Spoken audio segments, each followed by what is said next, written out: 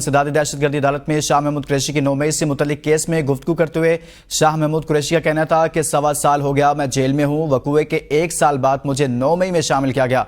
मैं साबित कर सकता हूं कि मैं 9 मई को कराची में था, मैं पंजाब में था ही नहीं। जब इनको कुछ नहीं मिलता तो ये कहते हैं इनकी मां पर यह हुआ। साइफर में था, सलमान सफदर के दलाल के बाद मुझे बरी कर दिया गया। पहले मैं अडयाला पड़ा रहा हूं, अब मैं कोट लखपत जेल में पड़ा हुआ हूं।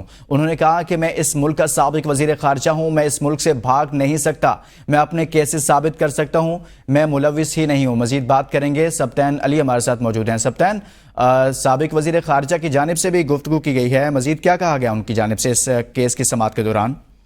में रोस्तम पर आकर उन्होंने गुफ्तगू की। उनका ये कहना था 1.25 साल हो गया मैं जेल में हूँ। वकूआ के 1 साल बाद मुझे 9 मई में शामिल किया गया। मैं साबित कर सकता हूँ कि मैं 9 मई को कराची में था, मैं पंजाब में था ही नहीं। जब इनको कुछ नहीं मिलता तो ये कहते हैं कि इनके इमाम पर जो हुआ है। साइफर में था, सलमान सफदर के दलाइल के बाद मुझे जो बरी कर दिया गया। पहले मैं अडयाला जेल में पड़ा रहा हूँ, अब मैं कोट लखपत जेल में पड़ा हूँ। मैं इस मुल्क का साबका वजीर खारजा हूँ, मैं इस मुल्क से भाग नहीं सकता, मैं अपने केसेस साबित कर सकता हूँ, मैं मुलविस नहीं हूँ।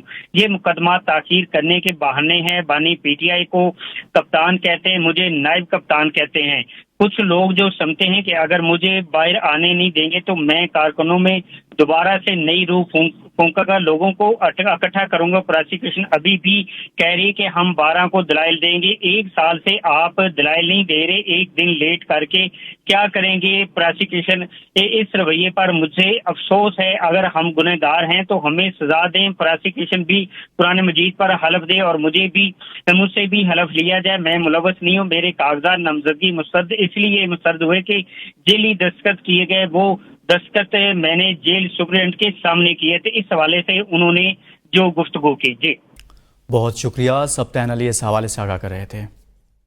में रोस्तम पर आकर उन्होंने गुफ्तगू की। उनका ये कहना था 1.25 साल हो गया मैं जेल में हूँ। वकूआ के 1 साल बाद मुझे 9 मई में शामिल किया गया। मैं साबित कर सकता हूँ कि मैं 9 मई को कराची में था, मैं पंजाब में था ही नहीं। जब इनको कुछ नहीं मिलता तो ये कहते हैं कि इनके इमाम पर जो हुआ है। साइफर में था, सलमान सफदर के दलाइल के बाद मुझे जो बरी कर दिया गया। पहले मैं अडयाला जेल में पड़ा रहा हूँ, अब मैं कोट लखपत जेल में पड़ा हूँ। मैं इस मुल्क का साबका वजीर खारजा हूँ, मैं इस मुल्क से भाग नहीं सकता, मैं अपने केसेस साबित कर सकता हूँ, मैं मुलविस नहीं हूँ।